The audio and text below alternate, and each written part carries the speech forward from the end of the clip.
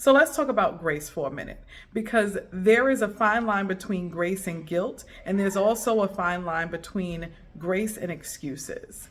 And those three things can all come into one big blur if we're not careful and very intentional on how we grant ourselves grace. Before I start, my name is Coach Denise. I'm the owner and principal consultant of NeverStopGrowing Coaching and Consulting, a coaching practice that believes in transforming the way you see yourself to expand what's possible. Now let's talk about grace, guilt, and excuses. So when you are granting yourself grace, it's this beautiful moment for you to just step back and say, you know what, I tried. It didn't come out the way that I wanted to. I'll have another opportunity. I'm not going to beat myself up. Guilt. Grace is freedom from guilt, because guilt will have you feeling like, I should have known better. Why didn't I do better? I should have. I wish I did. I don't like my outcome. I don't like how I did things. It really puts you in a space of feeling really crappy about whatever it is that you tried. Grace is that reprieve, that breath of fresh air, that moment to just and say, I'll try again. I'm not going to hold a grudge. We can do better next time.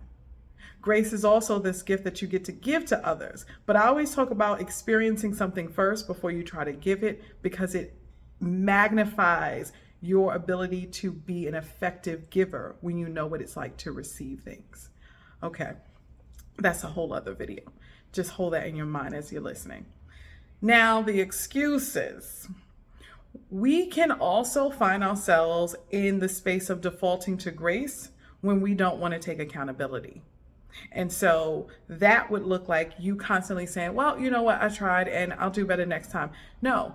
How many times are you going to continue to say that you tried and you'll do better next time before you actually stretch yourself to do the thing that would really get you that better mark, right? Let me see if I can break that down differently. We will say, well, I tried. Let's examine what trying looks like. What did you try? How did you try it? How did this try look different from the last try? What did you learn from the last time that you incorporated into this one that would then have potentially given you a different outcome? What steps did you leave out this time that you actually did have in the first try? What concessions and cut corners did you make that left you where you are right now? That's how you examine your attempts.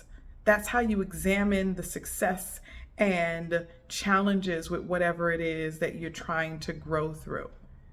That's how you avoid making excuses. Because if you consistently default to, well, I tried and we'll see what happens next time, you may be missing the opportunity to really experience growth. And you'll consider this your way of giving yourself grace, but what you're doing is allowing this notion of grace to hold you back. Don't do it. So there is this really fine line between the three things. Do you allow yourself to feel guilty about what happened and now you're beating yourself up and you feel stuck and you feel less than, and it takes you down this negative path? Or do you allow yourself the room and the time and the self-love and acceptance that grace affords you to say, you did what you could. The outcome didn't show up.